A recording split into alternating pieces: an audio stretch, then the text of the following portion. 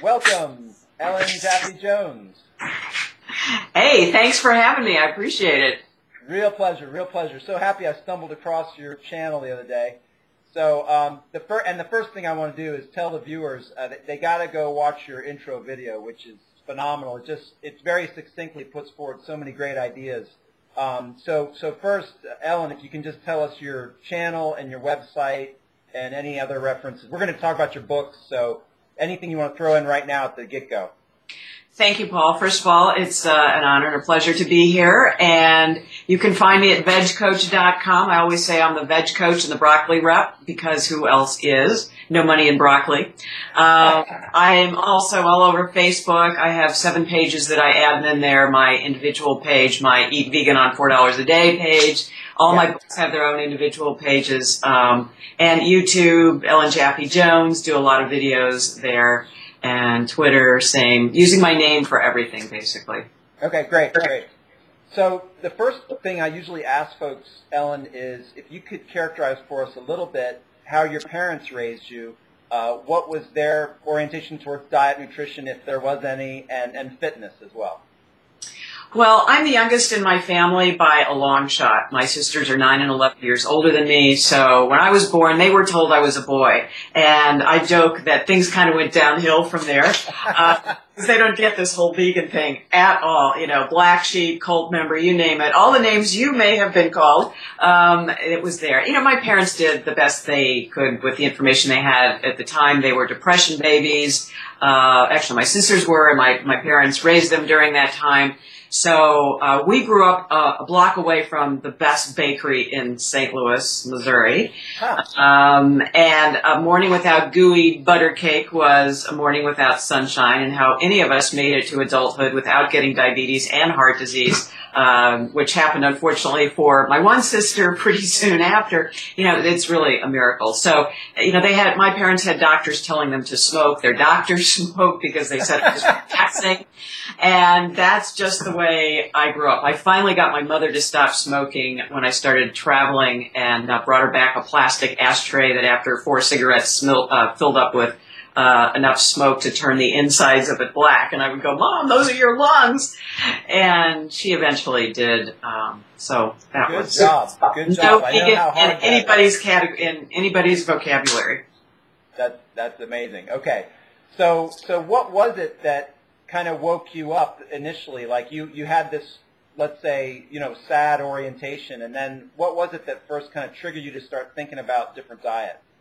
Well, as I like to say, most vegans are not born into a vegan family, and we all have these epiphanies that we go, "Oh my God, oh no, this is not happening to me." So being the youngest in my family, I had a whole lifetime to see what didn't work. I grew up in hospitals. We would joke often in the waiting room, "Well, what disease are we paying for with this individual family member's illness or disease?" Or we would joke that this is the scene of this year's family reunion, because the whole family would come in thinking that person was close to death, and there we were. And so my mom, aunt, and both sisters would eventually get breast cancer. And when my sister got it the first, and then shortly after that, 18 months later, second time, it was the same year I almost died of a colon blockage. And I was working in television news, 18 years eventually in TV news, and they had a snowstorm, and so we were kind of trapped at the TV station for a few days. They brought in all these cold cuts, a lot of salt, and I wasn't drinking enough water, and I literally collapsed in the bathroom. 2 people had to take me into their car and drive to the emergency room, and the doctors there said, "We've never seen a colon blockage that large in somebody that young, and you need to be on meds the rest of your life." And I'm going, "Well, too young for that. I'm out of here." Ellen, how old were you at this time? It was 1980, so do the math. Okay. About 28. About 28. Okay, gotcha. Okay. So they're like, "You've got this blockage. We're gonna either cut it out or medicate it out," and you were like, "What happened?" Well, I hope you don't mind if I talk about this rather graphically. There was no cutting it out. They went in with their hands and got it out, and it was the worst pain I gave natural childbirth 3 times, and it was worse than that. And at that moment, I decided things have got to change. So I ran to the health food store, and we only had one, and read all 5 books on fiber, and was really reading, in particular, the works of Dennis Burkitt, who had studied various African tribes. And in his research, he talked about how in those cultures, it's normal to have bowel movements 3 times a day. And I'm thinking, I'm lucky to have 3 a month. So, I mean, let me clarify one thing. So you said they went in with their hands. Did they cut open your stomach and go into your intestines, and then, or how did they do it? I mean, was it like a? They went in where it came out. Wow. Okay. So it wasn't that far up in my colon. I mean, to be gotcha. specific about it.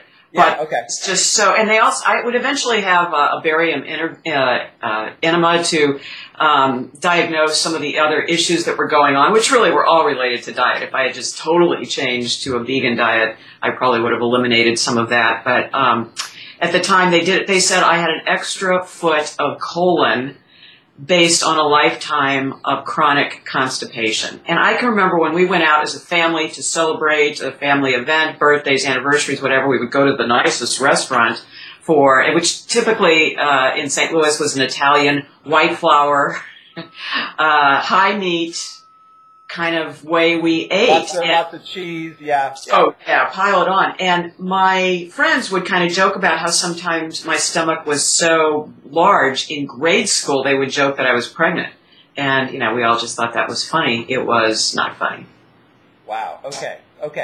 So this event happens, and then what I thought was really interesting about your story is that you actually had a doctor who was kind of conscious of this stuff and said, do that vegan thing you were doing. So maybe we should go back a little, because apparently you had tried veganism for a time and then gone back to eating sad. Is that right? And this doctor said, hey, weren't you vegan before? Try that again. Tell us that story. Yeah, I started off macrobiotic when my sister got diagnosed with breast cancer. That was kind of the rage at the time for preventing surviving cancer. And then before I got married, I went totally vegan, befriended somebody in the same health food store, and we started running together, and it was just this great time. And then once I got married and had kids, I thought I needed to incorporate dairy for them to have protein and occasionally some chicken. I was actually a La Leche League leader, which, for those of you who don't know, breastfeeding and information and support group. I would get those middle of the night calls. My baby won't nurse. What should I do? And I would either talk them or through it, or go to their home and help them reestablish breastfeeding. So I was really into the whole species-specific milk thing. But the interesting thing, I love La Leche League, don't get me wrong, but they had this thing that they instructed leaders, don't mix causes. So breastfeeding was controversial enough. Actually, another great thing about my hometown, St. Louis, there was a woman arrested in a parking lot at a shopping mall because a security officer caught her breastfeeding. Oh, no way. Yeah, no way. So, that's where, before, you get judgmental and say, well, how could they not get it? Those are the kinds of issues that La Leche League is still dealing with, if you can imagine that. Yeah, so, I totally want to talk more about this, but go ahead and finish this track, yeah. So, we were educated at the time. La Leche League had a lot of cookbooks, but one of them actually was written by Brianna Clark Grogan, who was as a co-author of the cookbook. It did have a lot of dairy and some meat recipes in there. So I thought, La Leche League is my guru. My mainstream OB at the time had referred me to La Leche League, saying, they really know their stuff. They're a little militant, which is so not true. But because of my family history of breast cancer, and we would eventually become part of the original breast cancer gene studies with Myriad Genetics. I jokingly say my genes are now at the Supreme Court. If you followed that story, Myriad wanted to actually patent the breast cancer genes. So they lost that part of the case in court. But anyway, while we're on this, Ellen, I got to ask you because I'll forget later. So there's a couple things I want to ask you, since you know a lot about breast cancer and causes and that sort of thing. And it's interesting to me that you talked about species-specific, and then yet we have this in the La Leche League, and you're also making me think of Weston Price Foundation, which is kind of this species-oriented natural approach to health, but then it kind of goes off track and totally believes in animal products. But anyway, what's your take on wearing bras and breast cancer? Because I've seen studies that showed the more time a woman spends in a bra, the greater her risk of breast cancer. Is that true? Well, it's so funny you mentioned that, because as a television reporter back in the 1990s, there was a woman who wrote a book, something along the lines of, Does Your Bra Cause Cancer? And I was assigned to interview her, and I did my normal, I thought, stellar interview, and I take it back to the news director, and he says, that's a bunch of hooey, and it never saw the light of day. So what's interesting about all this, I just recently, without going there too much, my husband was misdiagnosed with a form of cancer because he has this incredible itching that is a result of the nerves not dealing with what we would later learn is contact dermatitis. And so there's a book that my publisher also puts out called Killer Clothes. And I had my eye on it for a long time, and I finally read it. And it was just like my husband's dermatologist was speaking in this book, and it was saying basically, you just have to, it's this whole concept, what did Mother Nature intend? What did our ancestors do? All these synthetic clothes that I wear, because here in Florida, this is called moisture wicking material, and it is great for not chafing. If you're a runner, an athlete, you can't go outside in the Florida heat wearing cotton, linen, and flax. It just doesn't work. So, to make a long story short, in that book, Killer Clothes, the author mentions that whole concept again, and the research that shows, back to your question, about bras and restricting the fluid and what it is we need to keep going in our body. You know, when that book first came out and when I was assigned to interview the author, I asked, because I was more involved with La Leche League at the time, does this make sense? Because in that book, it talked about in cultures like in Bali, where women run around, they've never heard of bras, and, you know, they just kind of do things naturally. There's no breast cancer. And so my La Leche League friends, they were kind of divided. Well, sounds interesting. Maybe, maybe not. But I really do think, just like bras, like with everything else, like concrete, like GMOs, these are fairly recent inventions within the last 100 years. Formula. Baby, baby milk, all these things. We're just experimenting with ourselves, and it's like we shoot first and ask questions later. Oh, that sums up so much of the attitude. Yeah.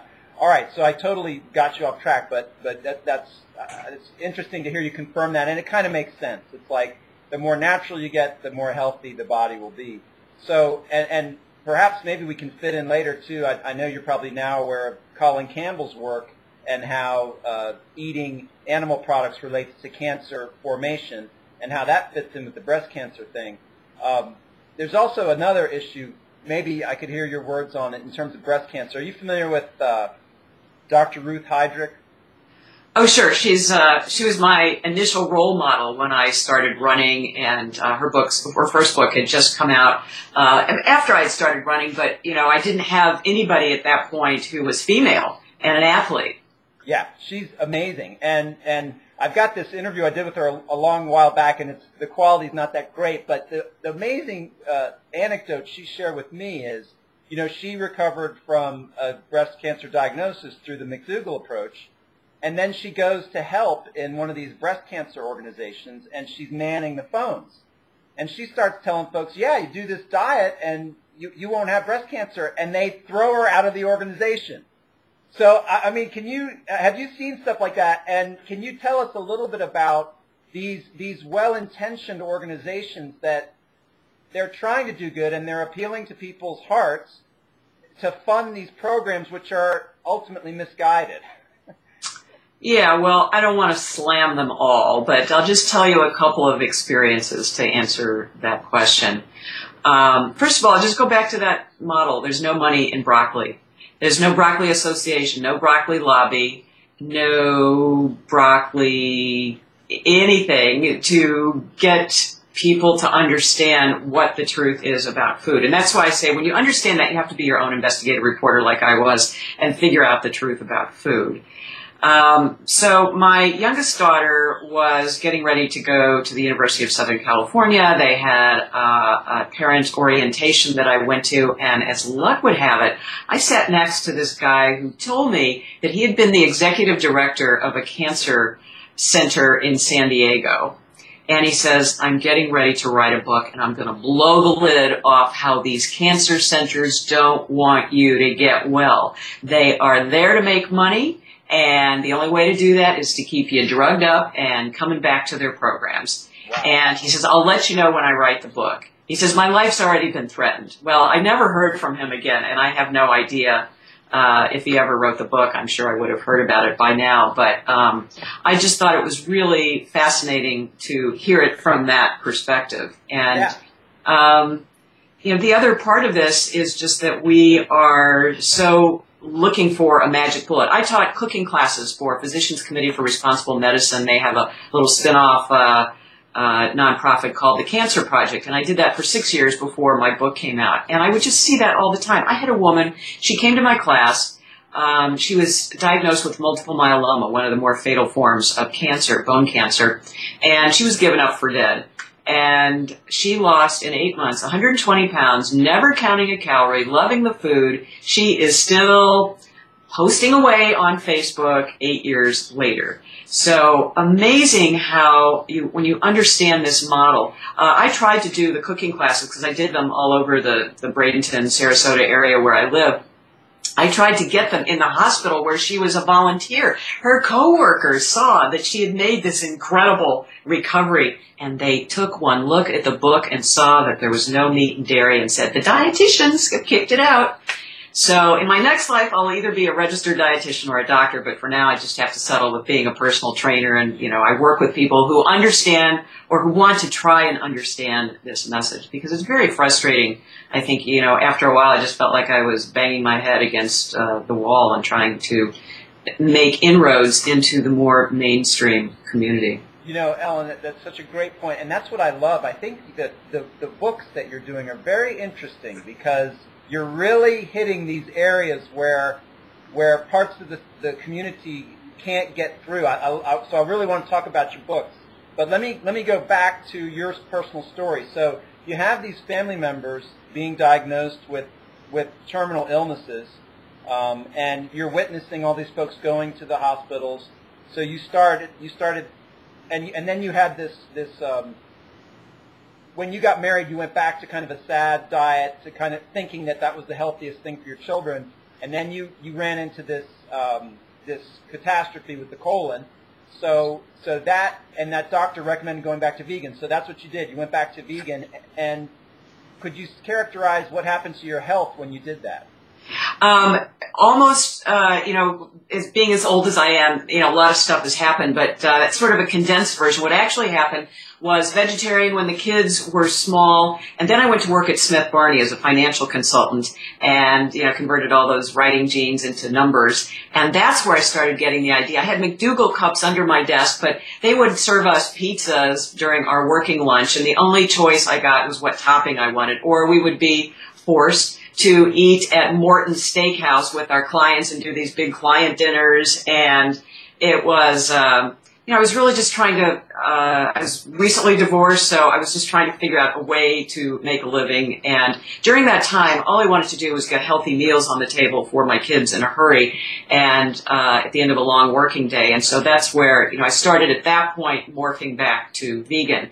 Then I like that you say that, Ellen, because it shows the practical, real-world obstacles to being vegan. I mean, you bring up this whole issue of taking clients out to dinner. Now, are you going to be able to seal the deal with a high-power person at a business dinner if you start ordering vegan? I mean, that could actually ruin the deal, right? Well, that didn't so much cross my mind. What was really more of a pressure at that point was that the ratio of men to women in financial services at the level I was working was 1 to 10, women to men. And there were people at the firm who thought I was an undercover reporter for 60 Minutes trying to expose them, which was really funny. I probably should have done that.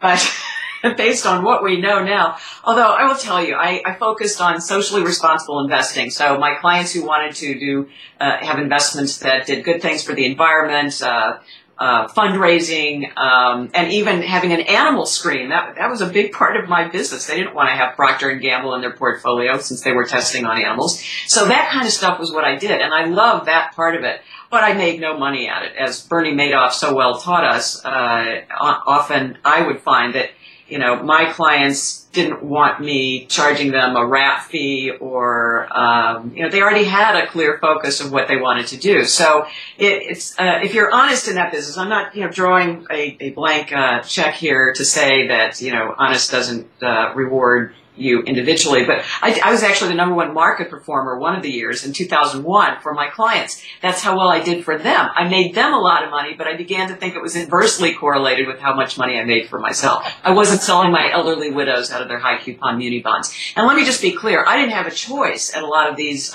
dinners that we had to go to. The company would pay for them. I mean, and it was a fixed menu, and we couldn't order off the menu. And that's often how they would save money, ordering the steak and all that kind of nonsense that they thought the clients would like. And, it wasn't like that every night, but certainly we would have mutual fund companies, annuity companies, insurance companies paying for these meals, and we did not have a choice. Most of the people at that point thought, oh, great deal, we're getting our lunch and dinners paid for, and that was part of the perk of being a financial consultant. I only lasted doing that for 5 years, but it gave me enough of an education that I was really starting to get in my head, how could I write a book that would show how cheap it is to eat vegan? And having the financial tools to be able to put that together was really a valuable part of my education. The final part of my going vegan, and I'll just conclude with this part of it, is we then, after I got out of Smith Barney, I joined my husband in his media training business, which is how I actually started working with Dr. Neil Barnard and T. Colin Campbell and some others in the vegan universe. But we moved to Florida, and coming out of Smith Barney, I had not made the transition back. And we moved here, found myself in the emergency room very soon after we got here with hemorrhaging fibroid tumors. And the emergency room doctors did an ultrasound and said, you need to have a hysterectomy now. That's when they called my regular OB, who got me on the phone in the emergency room and said, Ellen, go back to that vegan diet and call me in the morning. And sure enough, within just a few weeks, all signs of menopause were gone. The fibroid shrank. Never had to have the hysterectomy. The fibroids are still there floating around somewhere, as they often are with most women. Anyway, it's just a matter of how out of control, how stimulated they are to grow through the effects of, I believe, estrogen, which is, all the cancer in my family, by the way, was estrogen receptive. So estrogen is very prevalent when you eat animal and dairy for lots of reasons. Okay. So just to clarify, this event with the colon happened several years prior. A long time prior, yeah. Long time prior, okay. And then there were all these shifts, and then finally with this the fibroid diagnosis, you go vegan, you opt out of recommended medical treatment, and in a few weeks everything's back to normal. So, and this is a huge question that perhaps there's not enough time to answer, but looking back in a summary fashion over these dietary changes that you made through the course of your life. So you had SAD diet as a youth. You had a period of vegetarianism with your daughters. You went back to kind of a quasi-SAD situation, and then to vegan. Can you say that associated with these various times there was recognizable changes in terms of your health? Oh, yeah. And apparently, I didn't realize that everybody doesn't do this. I would get a physical every year, and I would save the one-page summary. And my cholesterol, and this is documented on Dr. McDougall's site. He has a part of his site called Star McDougallers, and I'm proud to say I am one. And so my cholesterol in St. Louis before we moved to Florida had topped out at 203 for several years in a row. While it was highly exactly correlated with my years at Smith Barney. And before that, when I was vegan, it was 130. So it went from 130 on a vegan diet to 203 with heavy meat, heavy fat. So when I went vegan for the last and final time, when we moved down to Florida, that it has dropped down now to the 140s. So yes, very correlated, and all the lipid levels are fine. And I've been doing all this crazy running since I've been down here. And I just, I'm not a competitive person, really. I'm not. I just started doing it because I would wear this obnoxious vegan shirt at the races, and people would, they just kind of walk up to my chest and go, "Oh, you cannot." And I go, "Yes, you can." And that's sort of, it's not quite that like that, but, just to engage people is really what it's all about. And then, I'll be standing there holding one of my age group awards medals in my hand, and, people are saying, "Oh, you can't run on a vegan diet, or you can't compete in the Olympics on a vegan diet." And I go, "Ever hear of Carl Lewis?" It's like. I know. It's like, yeah, you're just saying the same thing over and over again. Since you brought this up, can you, for the viewers, tilt the camera up a little so they can see these awards? Now, how many awards do you have? As of Labor Day, which was just a few days ago, 72 races that are 5K distance or longer since 2006. And I hated running as a kid. I just want to say that, especially in St. Louis. Air quality was awful, humid still. At least in Florida, you always have a breeze going. You can run by the water, so it's a little bit cooler. And when I first started running, when we moved down here, I was so embarrassed that I didn't even work with our local running club for about a year until I'd been training on my own. And then it took another year after that before I dared to show up at a race. And it was this long race in the middle of Bradenton, Florida, where it was right before a parade. So all the streets were lined. And I wanted to do it because they said it's as close to Boston, the Boston Marathon, as you'll ever get. And it was. It was great fun. But, I would see the police talking into their two-way radios. I was pretty much sure they were saying, "Yeah, there goes the last one." But for those of you who are thinking about running or doing something like that, there's a 99.9% chance you will never be the last one at a race. And so far, I haven't been. And like I said, I just started doing it I don't place in every race I do, but I kind of joke at my age, which is almost 62. It's just about showing up. Oh, it's wonderful. And even if you did lose one of those races, the fact that you're out there doing the race that's better than many, many people. So that's awesome. Yeah. All right. So many things. The first. So is it fair to say that you have been vegan and running significantly since 2006? Is that accurate? Yeah. Let's see. When did we move here? 2004. 2004. Okay. Yeah. All right.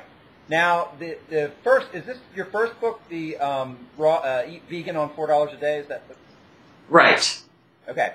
Now, talk a little bit about that, because it's very interesting to me, and I don't know if you're familiar with some of these debates within the vegan community about quantities of raw foods in the diet and cooked foods and this sort of thing, and how that affects economics.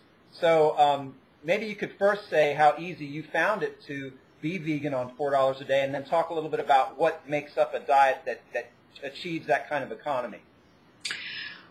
Well, as I mentioned, I really started developing this concept when I was working at Smith Barney, just the idea of how ridiculously cheap it was once you started incorporating plant foods, and especially people always go, "Well, how do you eat on $4 a day?" Vegan, especially. And I really just wanted to write it to show you don't have to go to a health food store. The main tips are the 5-second television answer would be beans, grains, and greens, buy in bulk, shop the circumference of the store, because that's where the fresh produce is, the processed food garbage is in the middle of the store. So as far as raw versus cooked, it sounds like you're probably familiar with the book called Catching Fire by Richard Wrangham. In fact, he talks about how it was the cooking of food that made our brains and bodies grow larger, not eating meat, as a lot of the Paleolithic diet types of folks, or the meat-based paleo folks would have you believe. So, Yeah. You know, I think, and I heard he was actually a speaker last year when I was a guest chef at the Dr. McDougall weekend, so I got to sit in on his session, and he said, you know, raw diet is a great way to lose weight, but there haven't been any cultures over a period of time that have subsisted just on, at least in recent millennia, on just a raw diet. So that's part of the issue. I know that there are a number of athletes who do well on a raw diet, and maybe it's part of my upbringing, but I love I love my grains. I love quinoa. I love brown rice. And I can't imagine running a marathon, which I've done twice, to do that without a little bit of carb loading the week before. So, right. And also, I'm sorry, I wanted to grab National Geographic this week. Their cover story, The Real Paleo Diet. About that later, but is it a good article? Oh, it's like a vegan wrote it. I mean, I put all these little sticky tabs on there. Those are all vegan quotes. It's like I'm sort of jumping ahead of myself because my third book is Paleo-Vegan. Well, but that's what I really want to get into. Yeah. The evolution of diet, and they go. The popular embrace of a paleo diet is based on a stew of misconceptions. I love it. Nice. And then it just talks about how we cannot survive on a meat. The world can't survive on a meat and dairy diet, and it's just so incredible. I totally want to get into that. Since you mentioned it, can you tell me what's the title of your second book? Kitchen Divided. Oh yes. Yeah, so I do. I want to talk about that too, but I tell you what, I'm going to go to the Paleo book first, and then I'm going to go to Kitchen Divided. So, in the Paleo book, yeah, this is just coming out. I was reading about this on Amazon, and I'm going to get a Kindle later today so I can download it. But I love that you did this, okay? Because there's these. And you've probably seen Dr. McDougall talk about this. You know, there are these kind of movements like paleo, primal, gluten-free, which are in the popular consciousness turning into an acceptable refusal to a vegan way of living. So, and I guess, can you just talk about that? Why? I mean, this fact that you've written this book, you can be vegan and be paleo, so that totally knocks out this notion that you can't be. And perhaps just address some of the misconceptions that you've come across within these communities. You know, to me, it seems like while I granted some paleo folks are really trying to do the thing, it seems that a lot of folks use it as a justification to continue eating sad. You know, going to a TGI Fridays and eating a plate of wings is not paleo. So anyway, talk to us about this book and its evolution. Well, as you may have gathered, I love blowing up vegan myths. Whether I do that through my actions or my writing, it's probably just the dictate that happens with a third daughter, you know. I'm just out there saying, listen, right? Yeah, it's like Cassandra, you know. The ship's heading towards the rocks and you're yelling and nobody's listening, yeah. I just did a cooking class recently in the Tampa area, and they played a video that Dr. Neil Barnard did, and I've heard him talk about this many times as well, but he included in this video that he too is a third-born son. And I think there's just something to this, you know, we are trained by our upbringing to try and be heard. But, you know, aside from that, I think part of it too is just this, as you mentioned, from my own description, growing up in a family where everybody was sick all the time, and entire generations are losing each other and don't even know it. My parents were so sick and diseased by the time I had kids, they couldn't lift them, let alone babysit them. And I, as the youngest daughter, I got to babysit my niece and nephews tons of times. And I just can't imagine, you know, what my kids have lost by not having.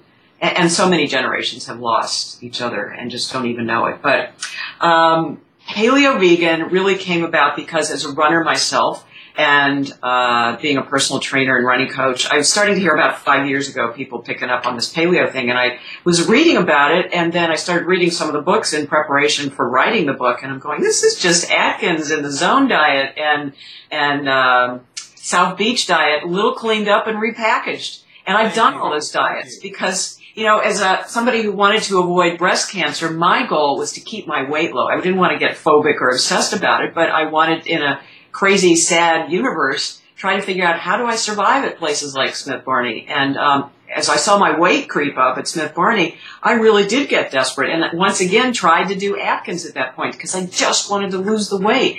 And I understand that it works well in the short term for a lot of people, but at the expense of your heart and at the expense of your kidneys and other vital organs that you need to survive with the rest of your life, a long life, hopefully.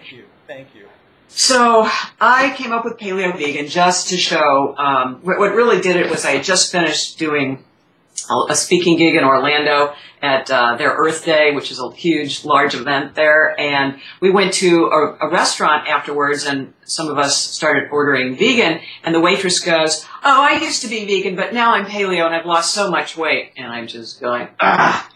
So I got to write this book. I got to show that you can do it. And so taking my knowledge, people ask me, is Paleo-Vegan a high protein book? And I go, only if you want it to be. We don't necessarily recommend how you should eat. We give a lot of options for those vegans who are thinking, maybe I want to go paleo. I wanted to stop the floodgates because people are always looking for that magic bullet in terms of what they eat, even if they're not taking a supplement or medicine. They want their diet to compensate and make sure that it's their insurance policy, really, for good health.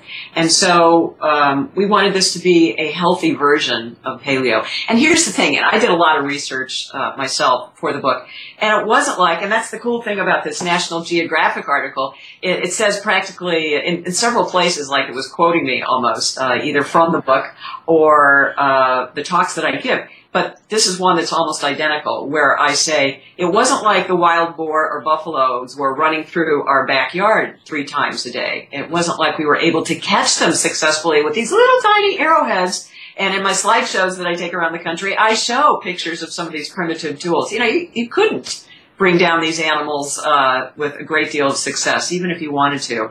And then could we eat those animals without getting sick and dying? So, and that's the other thing that the National Geographic article really, really hits hard, that the success rate for even current hunter-gatherer tribes in Africa, and there's only a few of them left, their success rate in catching an animal when they go on a hunt is about 50%, and that's with more modern-day types of tools. So National Geographic says the odds of humans being able to catch animals is greatly over-exaggerated in some of the paleo books that you read. Okay, and let me ask you. Yeah, sure. Ask you real quick. So what I want to hear you talk about is apparently this huge momentum behind the success of paleo within the public consciousness is that rapid weight loss occurs, and then there seems to be a few athletes who promote it as an ideal diet for athleticism.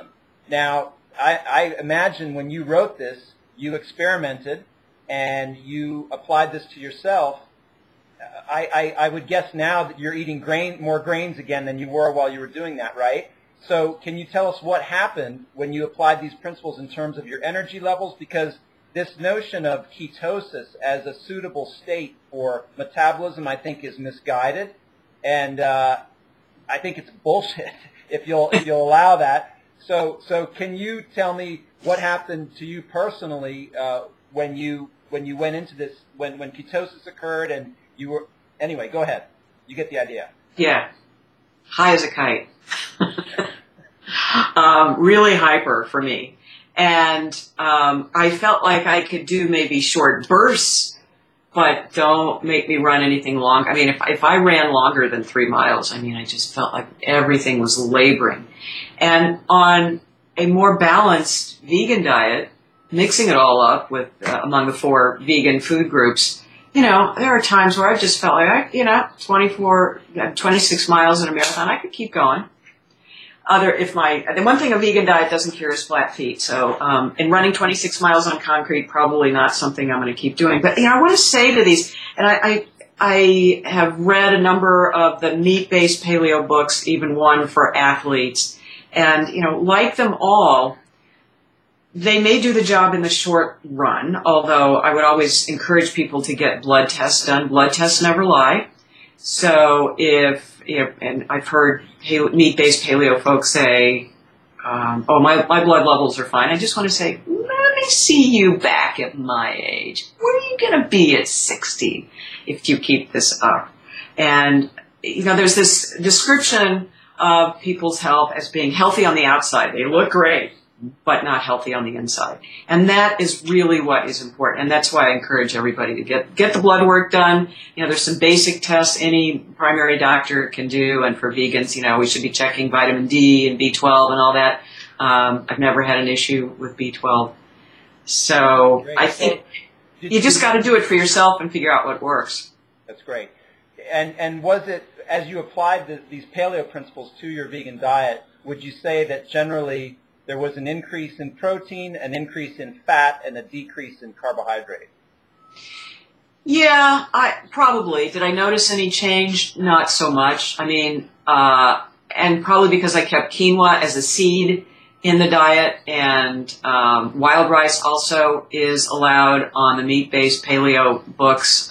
In some of the books they talk about this concept of the cheat and exceptions for athletes. And I kept running across that in some of the more popular meat-based paleo books because I think they understood deep down that doing the strict Cordain, who was the main author initially of the first meat-based paleo books that came out, that doing his way was just not going to be sustainable. And I might add, as National Geographic pointed out in a number of ways in this recent article, is not good for the planet. If everybody really wanted to go paleo, we would be having more of a water crisis than we already are on this planet. Amen. Amen. So that goes into a totally another area, which kind of just never really gets addressed within the paleo community, which is the ethics of this animal-based industry. So what have you learned along the way? How much did that play a role in your approach to veganism? Is that important to you?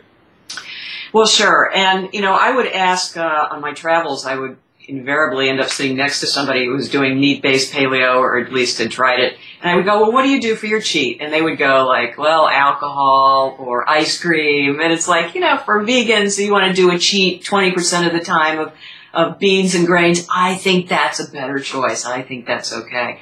But in terms of how this relates to the planet, you're right. It's just this idea of the wild boar is right outside the window, and I'm just going to go grab myself one. It's just that easy. It's this delusional fantasy of, because I think, to be quite honest, the world is so messed up, and we have these fantasies of, if we could just return to the way things used to be, it would be so much better.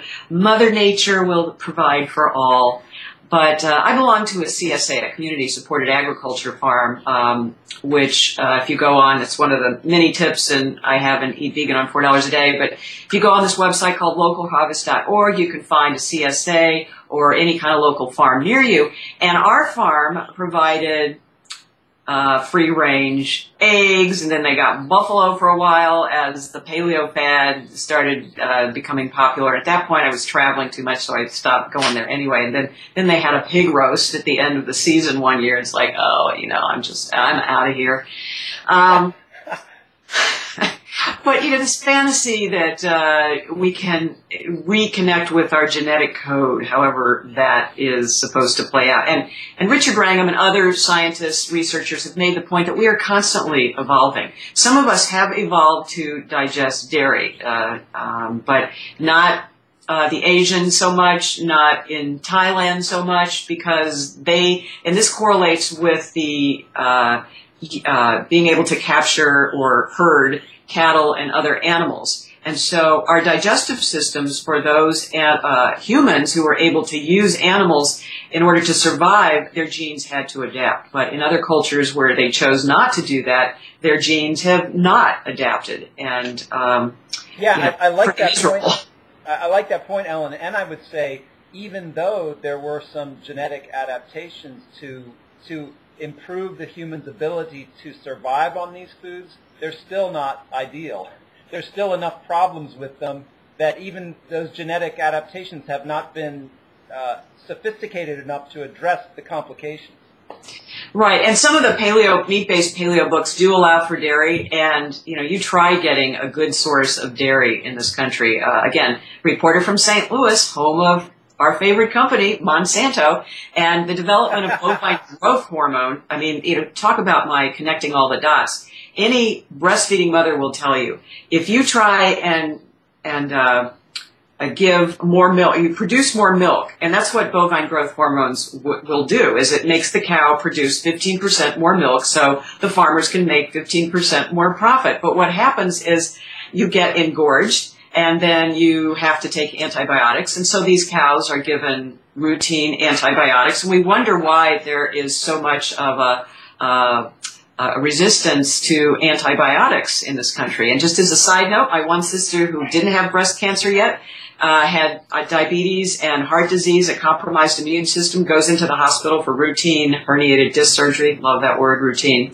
and gets MRSA that enters in through the IV, lodges in her neck, and she's now a quadriplegic in a nursing home for the rest of her life. So all these dots are so connected, and it's just so bad for the environment, this demand on meat and dairy, especially that's happening now in other countries where we should have been imitating the way they eat, not them imitating our bad habits. I know, it's so ironic that this quote-unquote first world country is exporting these horrible dietary habits to these so-called third world countries who have an exceptional diet. And it's sad. As they move into the city, they start eating McDonald's, they start getting sick like we do. Tragic. And this thing, we haven't touched on too much, but I mean, what did I learn recently about these calves, that they put these spiked muzzles on them so that when they try to nurse the mother kicks them away? I mean, is that evil? I mean, what the hell?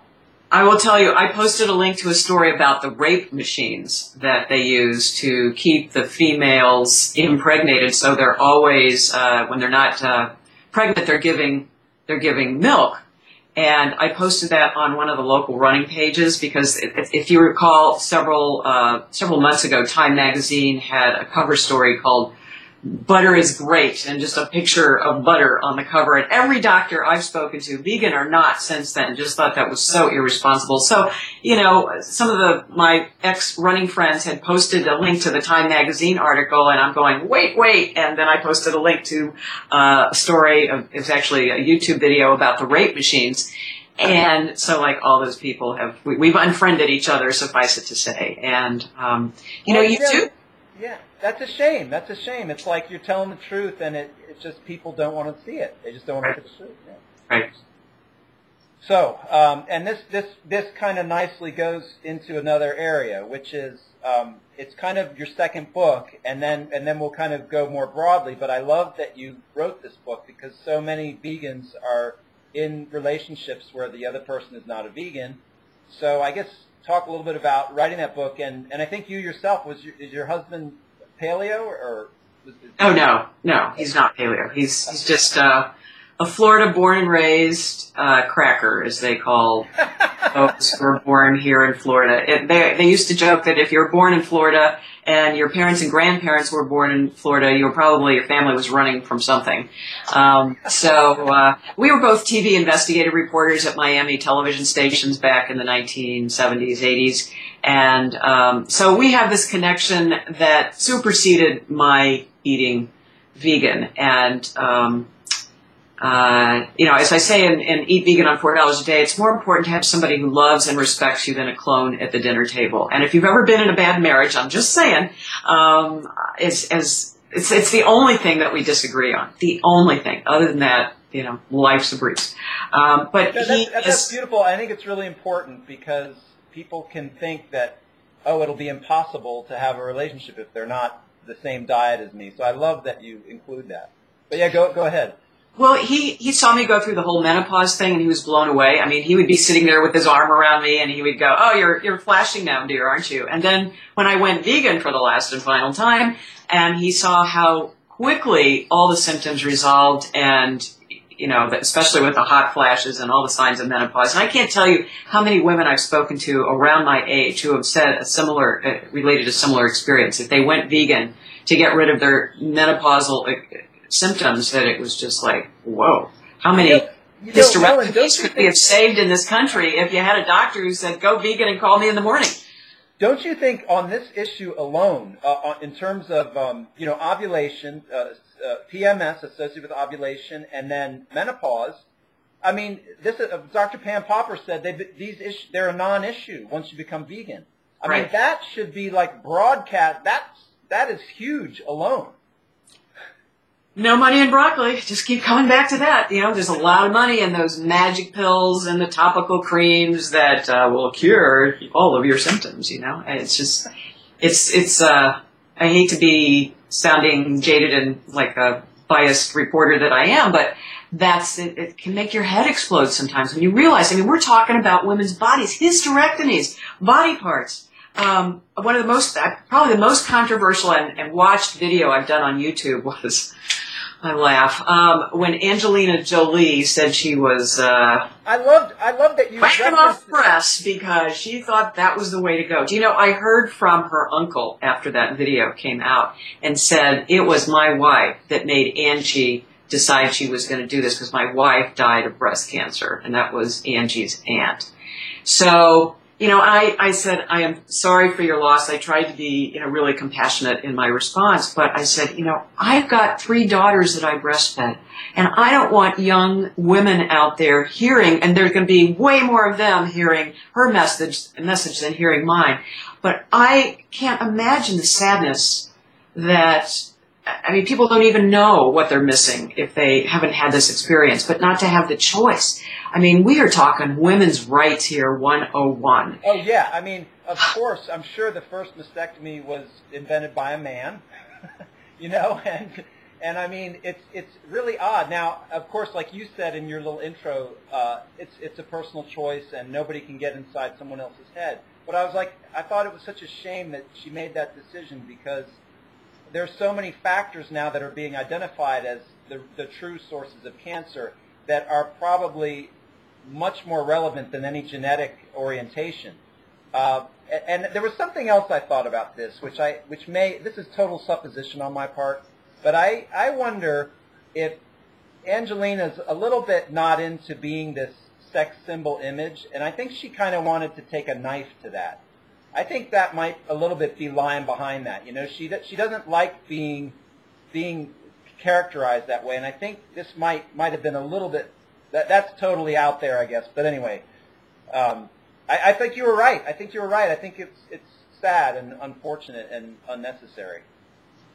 Yeah, it's not so much. I think until I was a breastfeeding mother myself, I had no idea about the many benefits, not only for myself in terms of preventing cancer, but there is now research that shows that breastfeeding is preventative against breast cancer in female offspring.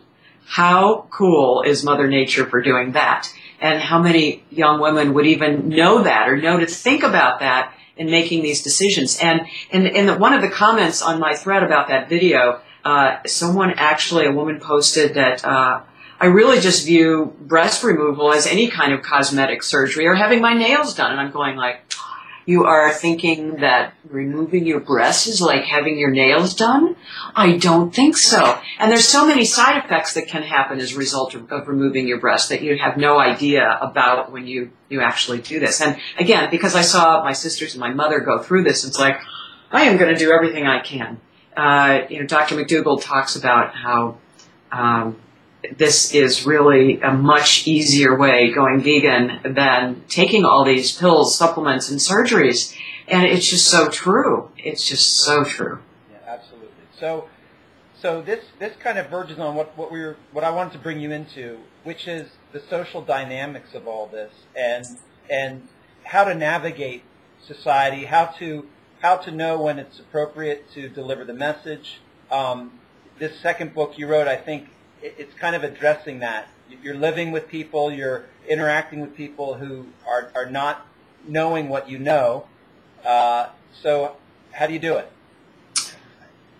Very carefully. Trying to figure out what is right for you is hard enough. And when you're living with other people who don't get it, don't understand it, aren't supportive, it's very challenging. At least in my situation, my husband is, I totally see how it works. It is right for you.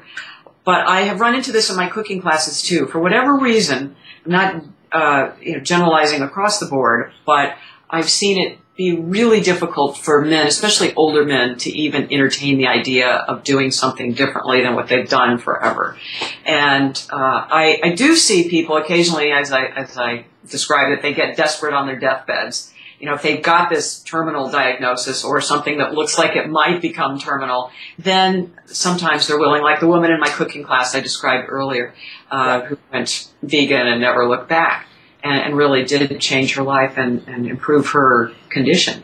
But I think you just have to be a good example yourself. And if the people around you want to know, they'll ask you, and you just gently answer the questions. If you are already living in that situation, I give a lot of tips in Kitchen Divided about how to set up the kitchen so that you're not literally stepping on each other. And a lot of the recipes in there, each of my books has about 100 different recipes. There's no overlap, but the recipes in Kitchen Divided are the kinds where the meat eater can throw in whatever they want to throw in, but it's your main dish. You don't have to cook two separate main dishes. And that, for a lot of people, is where the stress and conflict arises. Or your main dish can be their side dish, that kind of thing. So the recipes are structured that way so that you are no longer the short order chef. And that's what I ran into in speaking about my first book when I was traveling around the country. I just kind of asked as an aside, so how many of you live in mixed marriages where one of you is veg and the other is not? And I got a lot of eye rolling and people coming up to me and saying, you really should write a book about that because I can't deal with it anymore. And if divorce is not an option, then you do have to find a way to survive so that your sanity is intact. I like that. All right. Okay. There was some other things while I'm trying to recover that. Could you give general tips to folks who are considering transitioning from a SAD or maybe even a paleo meat-based diet to paleo-vegan or vegan? What are some general tips you'd give? Well, those are two really separate questions. If you're meat-based paleo, in my book, Paleo-Vegan, there is one page where I list all of the foods that are in common between both diets. And there's quite a number, actually. So it's not as restrictive as you might imagine if you are thinking, if I'm meat paleo and I want to do a vegan version of it, what's that going to look like? I mean, there really are a lot of options.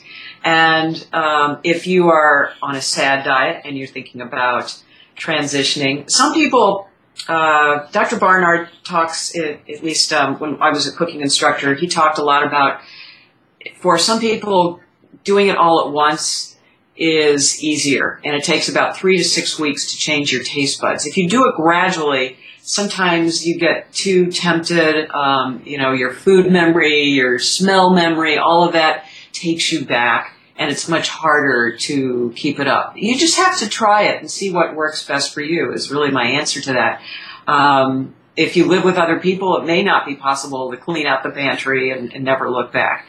But I really encourage, if you live with other people and you want to try doing your own thing, is just to divide that pantry in half or have a part of it that is yours. Same thing with the fridge, so that it's this out of sight, out of mind kind of thing as best you can. And you really just, for some people, it's better to do it more slowly. That way it doesn't seem like this monumental change. And sometimes they'll find things like the transition foods. Wouldn't necessarily recommend making a lifetime habit of eating tofurkey all the time. But Tofurkey is an amazing company. They've got lots of great products. If you are addicted to sausage, you can get 10 different varieties of sausage that are guaranteed to help you get over that transition, that hump, and then hopefully morph toward more natural healthier foods. But, having those foods once in a while, it's a good way to make yourself feel like, okay, I didn't lose anything. I didn't give up this huge thing by going vegan. There's something I'd like to hear your thoughts on. I have a vegan I'm having an ongoing discussion with, and he's a philosopher, and he strongly encourages an ethical component as a means of really anchoring people in their vegan approach. His notion is that diet can be somewhat transitory, and people will diet for a little bit. They might try vegan for a month or so, then they'll go back. So he's like, we've got to hammer this ethical side of things. But I wonder what you would think on that, because it seems to me that the public generally is drawn to this health aspect of things. So it's kind of like, my idea is you get them in from the health perspective, and then they'll be open enough to at least look at the ethical side, and then you got it. Or also the environmental side. So what's your take on that? Well, everybody has a different passion and focus. And I think with YouTube, it is very hard for us to stick our heads in the sand and pretend that we don't see. And I think that's one of the reasons why, generally speaking, I find more younger people than people who are older in their 30s, 40s, and 50s who aren't as social media or YouTube friendly. But if you've spent any time at all researching this, especially on YouTube, you'll just look at some of these videos and movies and go like, I am never going back. For a lot of people, especially the younger folks who get this more, the message is, I will not ask somebody else to do something that I am not prepared to do myself. And when you see what goes on in some of these factory farms, or even just, humanely killed animals, when you see the connection, the human, we put this human connection with animals, but, there's so many great people who have looked at this, books like, Melanie Joy's great work, why, any animal should be different in one species from another. And there are also some fabulous books that have taken great pictures of animals, and you can see the reaction in their eyes as they go through these different kinds of experiences. And whether we say it's fear or pain or suffering, however we look at that, it's important to understand that that is equally an important reason to go vegan. Some of the celebrities who have gone vegan and maybe have not done this out of they've done it for a health reason and not out of an ethical reason, all of a sudden a few weeks, a few months, years later, you hear they're not vegan anymore. And you wonder, well, how can they justify that? And part of it is connecting with some of these great movies and videos that are out there so they understand that there's more to it than just health. But I totally agree. However you get them in. That's one of the reasons I wrote Eat Vegan on $4 a Day. I found that as a financial consultant, the socially responsible companies out there, some of them didn't give a hoot about the environment, but boy, you show them how they can, if they recycle not only their own company's cans, hypothetically, for example, but if they recycle other companies' cans and they save money, all of a sudden they can say in their annual report, we're socially responsible. And I think that understanding that however you reach people, whether it's through their wallet, their health, or their hearts with how they react to an animal's suffering, it's all good. And sometimes we can get into these huge battles about, well, which is more important? Well, it's all important, and especially the environment. I think in the end, that's what's going to get us. I love that. I love that. Yeah, it's all interconnected, all important. One thing I was curious if you've come across much literature on this. We have these classic chronic diseases which are being clearly shown by folks like Dr. McDougall, Dr. Barnard, Dr. Esselstyn, that going vegan reverses heart disease, diabetes. What are some of the other ones? But what I would like to hear from you is, what about some of these more subtle diseases that, as medicine has diversified and specialized, doctors seem to get away from seeing this umbrella of nutrition as the problem. So we now see it with reversing heart disease, reversing diabetes, and these other chronic illnesses. What about some of the more so-called rare illnesses, hormone imbalances. Couldn't it be that it's really just fat from the diet that's clogging these finer organs of the body and leading to this myriad complexity of diseases? Yeah, I mean, all of that is certainly possible, and I hope that more money will be thrown at doing that kind of research. I had my middle daughter just graduated last year from Duke, and I went up to visit her. She was working in cancer research, interestingly enough, and I went up to visit her, and she took me into the lab where she was working, and I had never actually been into a real university lab. And I was blown away by the amount of money that I must have been looking at in this one lab room that was probably no bigger, maybe half the size of the room I'm in now, and just all the equipment. And she would tell me what kind of, describe some of the pieces of equipment, and just knowing what they do, counting cancer cells, to be able to do that under a microscope and to have the equipment to get it to the point where you could put it on a slide, it's hugely expensive. So who pays for all of this? And that's really the bottom line to whether or not this research gets done to prove it one way or another. I mean, for most of us, we don't have time to wait for those kinds of studies. So we become our own lab experiments. And I think that's perfectly fine as best you can, getting the blood work done and seeing what works best for you. As a personal trainer, I always kind of back off with the line, well, different things work for different people, because a lot of people push back, as I'm sure you get, with their arguments, and I may not have the time or inclination to discuss all of this with every single person who wants to take me on. And, for many of us, it is just a journey. One of the saddest things for me, not just from a personal standpoint, but Whole Foods and just what's happening in the public publishing industry. Whole Foods hardly carries any books anymore. It was the health food store where I began this journey back in the late 1970s, 80s, when I started looking at this. And if I didn't have those books as resources, I don't know how I would have learned about all this. I guess it's a good thing that videos are so prevalent, and the kinds of things that you're doing will help people, I hope. Maybe being able to see people like me, for sure, will show people more than some kind of research that it is not only possible, but you can thrive eating this way.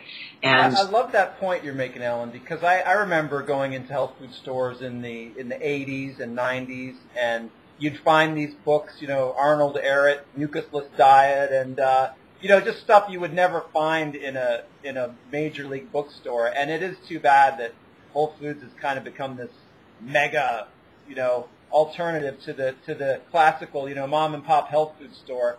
But I hope you're right. I hope there's been a kind of democratization through the internet and more availability of this kind of thing. It seems to be the case. I'm kind of hopeful. I think we're kind of, with people like Esselstyn and McDougall, the information, it can no longer be suppressed. I hope.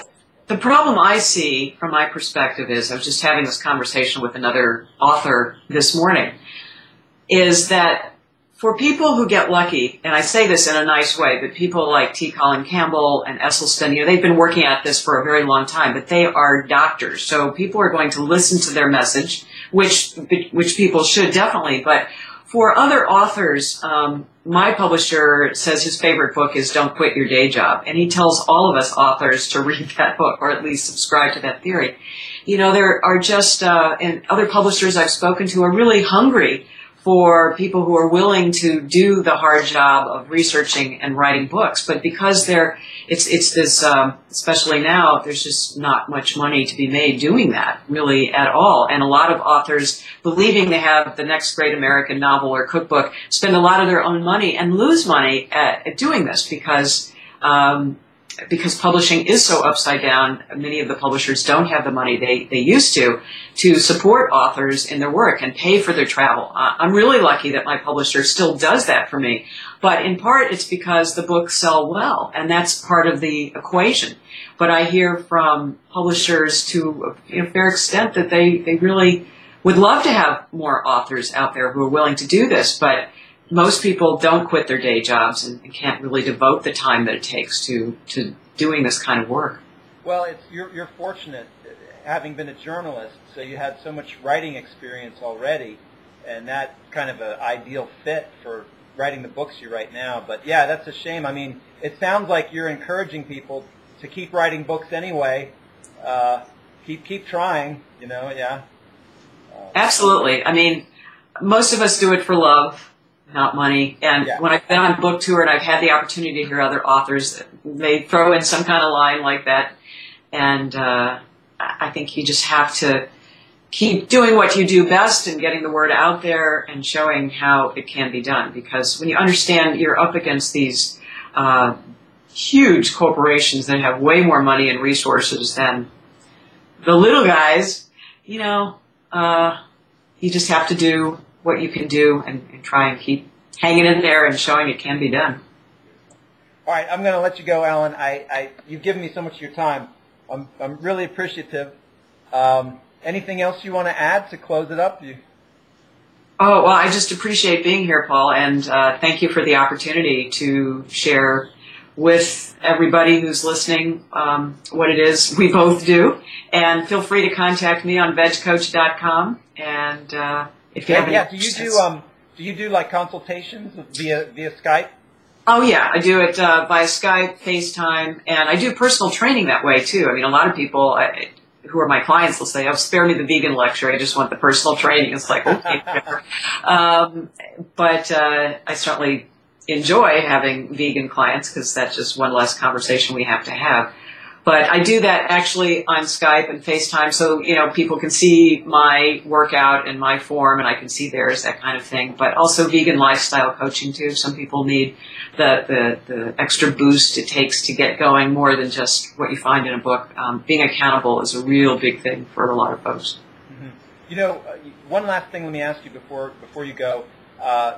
It seems like with these doctors we've referenced who are now starting to collect data on the effects of being vegan, can you tell us a little bit, maybe refer us to some sources in that regard, because it seems like there's a kind of a dearth of vegan data perhaps 20, 30 years ago, and now there should be starting to accumulate some really solid data, not just folks who were eating Oreos and Cheetos and that kind of vegan, but now a modern kind of knowledgeable vegan who's living a healthy lifestyle. Any resources you'd recommend for information in terms of data collection? Well, one of my favorite sites over the years has been PCRM.org, Physicians Committee for Responsible Medicine. Obviously, I taught their cooking classes, but more than that, Dr. Barnard has been totally focused on research. And what I really love about him and his organization is he's like the most modest man. Not to say other vegan doctors are not, but he has been focused exclusively on doing the research just to be able to show people how well this works. And he has a number of symposiums throughout the years so that people can go and get continuing education credits for whatever profession they need it for. So his is really, really science-based. And he's just been, like I said, modestly, quietly singing from the same songbook for a very long time. And it was through him and doing media training at PCRM for some of their staff members and some of the doctors that came through there, where I met some of these people who then later became incredible, much larger than life almost, and really were able to get the message out. And the other thing that I like about PCRM's website is that they have a number of websites within the organization, and one of them is nutritionmd.org. And you can go on that site and look at recipes you like, pick them out. You can design a menu plan for up to a week. It will spit out a shopping list. All of that for free.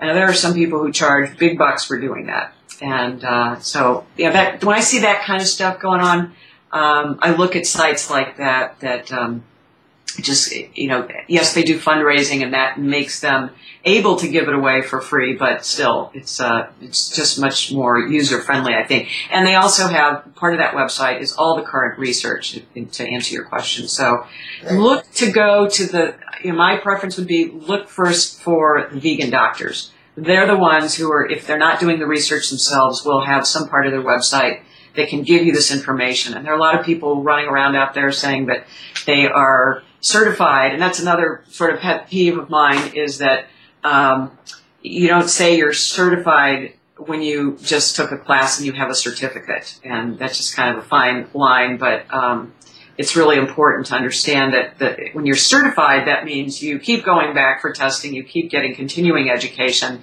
and it's just not a one-time class thing that you take. So you just have to know those things as you do your homework and research. You'll find, and just consider the source always of where you get your information. Yeah. Well, Ellen Jaffe Jones, thank you so much for taking the time. And my pleasure, Paul. Yeah, I'll look forward to seeing more of you in the news and wherever as you continue your excellent work. Thank you. Thank you so much for having me. My pleasure. All right. Take care. You too.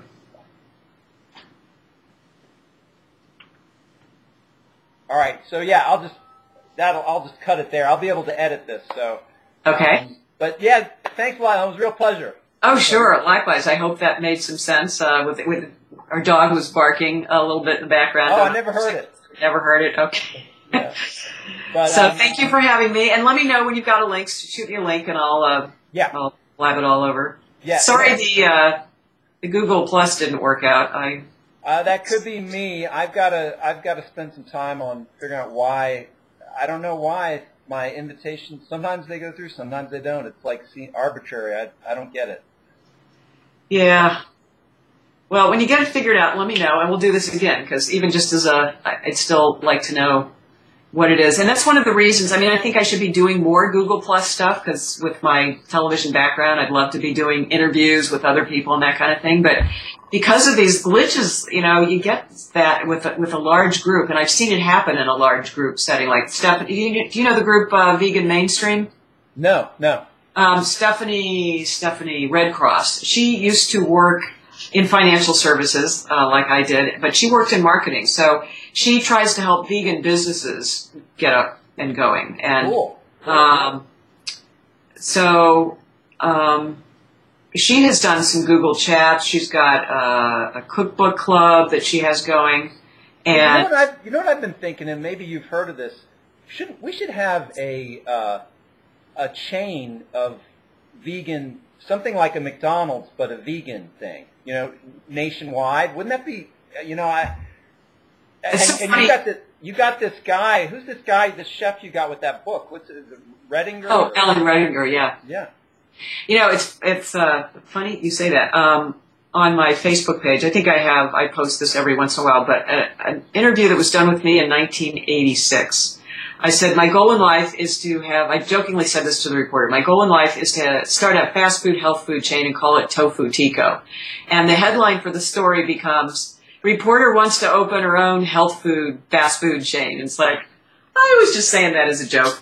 And but there is a company, I just read this within the last few months, out of Colorado, I think, that is doing just that. And there's one Tampa has a mall with, I can't remember, I don't ever get up there that much, and I can't remember what the name of it is, but there are a few that have tried to start this nationwide. All right.